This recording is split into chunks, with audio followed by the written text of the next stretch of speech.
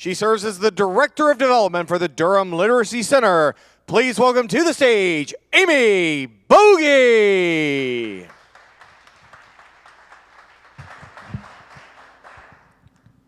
All right, thank you very much. I unfortunately missed the memo about the embarrassing childhood photos. You won't be seeing any of mine. If you really want to see them, you can come see me later. I'll try to find some. I'm sure they exist on the internet. So I work with the Durham Literacy Center, and one of our guiding principles comes from Dr. John Hope Franklin, who, if you are new to the area and you're not familiar with his work, I encourage you to look him up. He's a very influential scholar who was here at Duke for a long, long time, so he's a great source of knowledge and wisdom. He said that every time we spend 5 minutes of our time teaching people to read and write, we contribute to the improvement of our society. And Dr. John Hope Franklin was actually a board member of the Durham Literacy Center when we were first getting started. So at the Durham Literacy Center, this guides all of our work. We provide tuition-free educational opportunities to adults in Durham ages 16 and up who are looking to improve their reading, writing, English language skills, as well as get vital credentials like their high school equivalency diplomas. Despite Durham's incredible prosperity over the last decades, there are so many Durham residents who have been left behind through this process. So you may not realize that even though we see all of what's happening here in RTP and so much growth in biotech and life sciences and other industries, according to census data, 12% of Durham adults over the age of 25 do not have a high school diploma. Those individuals are held back from obtaining living wage employment because they simply don't have the skills and credentials that they need to be a full participant in the economy as we move forward here as a community and grow. So in terms of why I do this work, I grew up here. I was born in Durham. I went to Durham Public Schools, and I've seen over the course of my life how much our community has grown and changed, and I've seen kids that I went to high school with who ended up dropping out, who have struggled. I've seen neighbors who have children who are in the same situation, and I've seen immigrants coming into our community who are not able to get jobs because they don't have the skills that they need. So this is what the Durham Literacy does every day. We serve over 500 adults each year through our programs, which include adult basic education, English for speakers of other languages, our Youth Achievement High School Equivalency Program, which is specifically for students ages 16 to 24, because those students are at a vital point where if they've dropped out of high school and they're not connected with school or work, they're going to be held back potentially for the rest of their lives economically. And we also provide digital literacy instruction, which, as you can imagine, has expanded dramatically throughout the pandemic, actually in part thanks to the United Way, who gave us a grant to buy Chromebooks for our students so that they can use them from home. So we are a very small organization. We're a community-based organization located in the Lakewood neighborhood over on Chapel Hill Road, actually right across the street from El Futuro. And we have a staff of 16 people, but we serve over 500 students a year. This is really only possible because of some incredible community members who volunteer their time with us every single week. Over 200 people volunteer to tutor in our programs each year. And they're providing one-on-one instruction, small group classes, mentoring, and other opportunities for our students so that our students can reach their specific educational and career goals. These individuals are vital to everything that we do, and we're incredibly thankful for all of their contributions. So I wanted to share the story of one volunteer who's been working with us over the last couple of years, Dr. Subhashish Bhowmik. And he is a resident at Duke Hospital. He's originally from Bangladesh, and when his family moved here when Bash was a child, his parents were doctors in Bangladesh, and they were not able to recertify here to practice medicine in the United States. This is a really big issue for immigrants and foreign medical graduates coming to the US, and a lot of them end up here in Durham because we are the city of medicine. So what Bosch has been doing for some of our more advanced ESOL students is providing a class specifically geared towards foreign medical graduates so that they can learn the terminology that they need, the cultural information that they need, as well as information about the American medical system, because let's be honest, our system is really strange. And so that they have a chance to recertify either in their existing profession or in another one here and continue as medical professionals in the United States.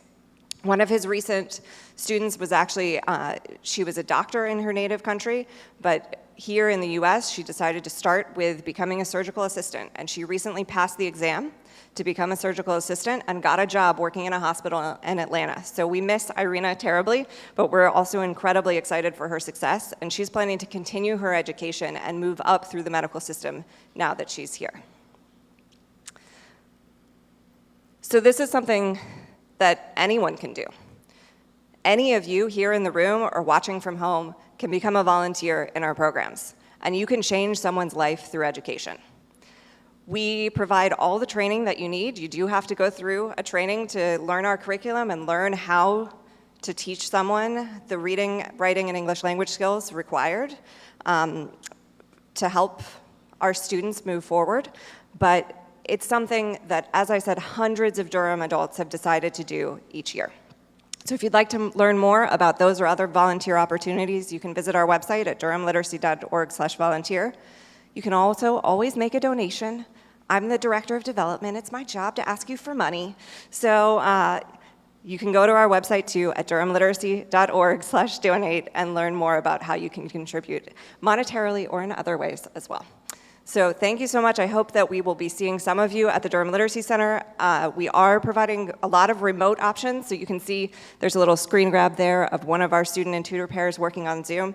So if you're working from home or if you're not comfortable with in-person, that is okay. We've got tons of opportunities for folks to get involved, whether they're online or at our center over on Chapel Hill Road. So thanks, and I hope to see you soon.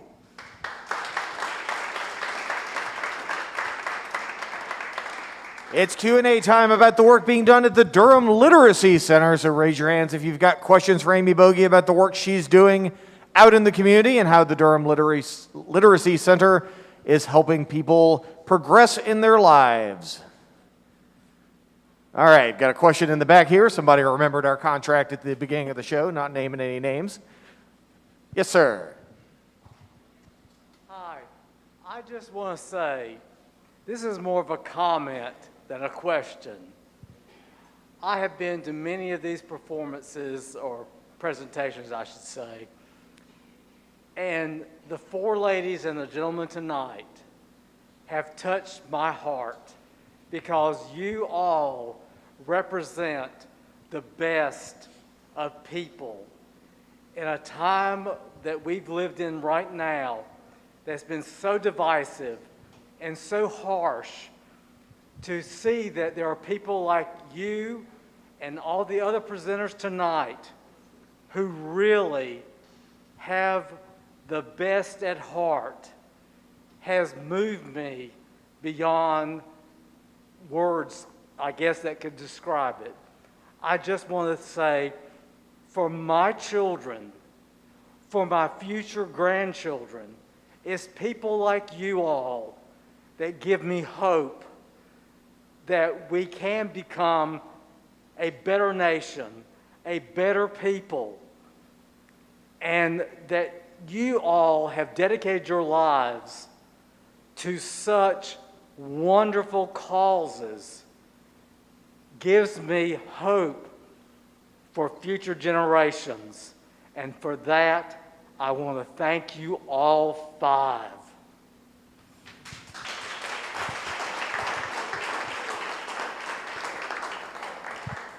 So to follow on that, with something that is a question, what is it that you've seen that is the most rewarding about your work at the Durham Literacy Center out in the community? I think it's really that we see the ways in which our students have become empowered. They grow in confidence as they grow their skills and their knowledge, and they're not necessarily staying with us past that point, but students who have graduated from our programs have gone on, our high school equivalency graduates have gone on to attend not just Durham Tech, but four-year colleges. They've gone on to get advanced degrees. They have amazing careers. And we see that this has a trickle-down effect not just on their lives, but on their whole family. So literacy is an intervention point at which we are not just talking about one individual, but also it's about a mother reading to her child or helping their child with homework, which is going to improve the educational outcome for that child as they grow up, and then later for subsequent generations. It's just a really wide-ranging thing, and as we see them reach their goals and achieve their dreams, I mean, that is why we do this. Absolutely. Other questions about the Durham Literacy Center and the work they're doing? Question up front. This guy looks familiar. Hey, Amy, how has the pandemic affected your work at the center? Yeah, so we went fully remote on March 13th of 2020, and we are still fully remote. And when we first shut down, we were thinking that it was going to be 2 weeks, and obviously we are at almost 2 years. So everything has changed. I think the emphasis on digital literacy I can't express enough how much that has impacted our work, and we realized that a lot of our programs were not necessarily integrating those digital skills into every single thing that we did. So that's something that we're changing and have already changed. We also built out a whole technology lending library. So now, with the help of the United Way and the Duke Durham Fund and some others, we have over 100 Chromebooks and tablets that we can lend to our students. They can take them home. They include Wi-Fi hotspots sometimes if they don't have internet at home, so that they can get online and connect to classes from home, but also do whatever else they need to do. Connect to other vital services.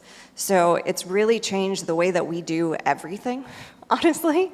And I think it's here to stay. So as we look, we're hoping to be able to reopen this spring as COVID numbers have started to come down. And we're planning to continue offering online options, because we've also heard from a lot of our students that meeting online is working well for them, because they can do it while they're at home with their children and they don't have to worry about childcare, or they can get online to an online learning platform and study while they're at work on their breaks. So it is working really well for some folks. There are some students who, often with learning disabilities, it's just not working for, and so we're excited to welcome them back into our center soon. All right, ladies and gentlemen, big hand for Amy Bogie.